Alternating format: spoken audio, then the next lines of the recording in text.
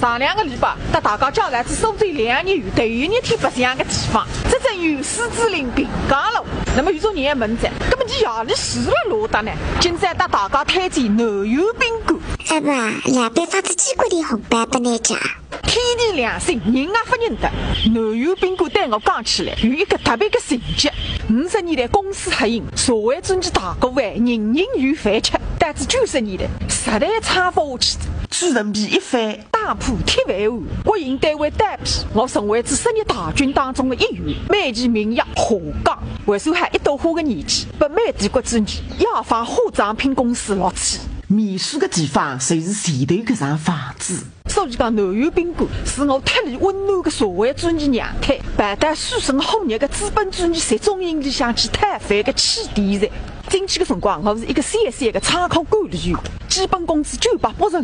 搿些辰光，你上海做英语来是个娘娘，工资700块，我电信木管个兰雷560块。等了药房的4年，是我搭兰雷结婚单以来，连费一发现比我穷的一段日脚。4年过后，国家金猪首选，轰轰烈烈的展品，朗朗清清的收场。从此以后，我才成为兰雷眼睛国里的穷举，直到我做自媒体为止。所以南游宾馆是一个让我痛并快乐着的地方。通俗点讲，就是可惜不得。大堂的沙发浪向坐特些，研究研之前，展品地边价，历历在目。从青春年华到50-60岁的搬来头子搬来踏步，不晓得曾经的同事，还有几个人想得起风光一时的药房。南游宾馆是一个园林式的建筑群，亭台楼阁，3间楼室，落日成荫。对于绝大多数辣海街头大厦里向吃饭困觉，街头大厦里向上班擦树登炕的人来讲，难得到别墅里向来除脱几夜天，随上吃子半个海头披萨饼，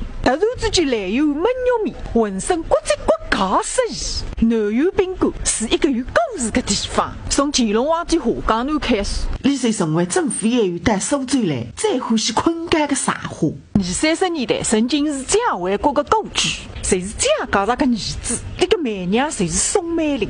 南游宾馆最远的地方，谁是建国以来李自来都除他满子的以外，几乎所有的新中国领导人后中义工。南游宾馆看得最理想的一幢别墅，曾经的总统探访，据说船王半月刚到苏州来，才住了一个理想。想上去像我一样的企业退休工人，起码吃1年4百分，再还到里向去挖出1夜天。探访住不起，两旁边看看杀杀你，门外头个红木开板上坐特些，还算单次一游，不出意外，旁边的一间一间，侪是跟屁虫树的地方。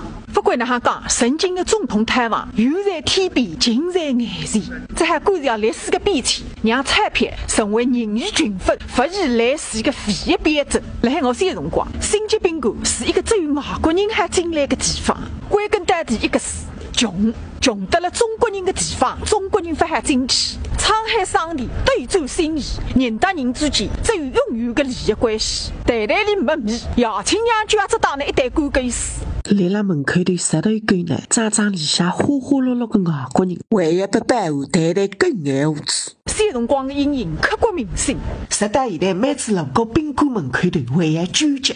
哎哟，这个里向中国人还进去个家。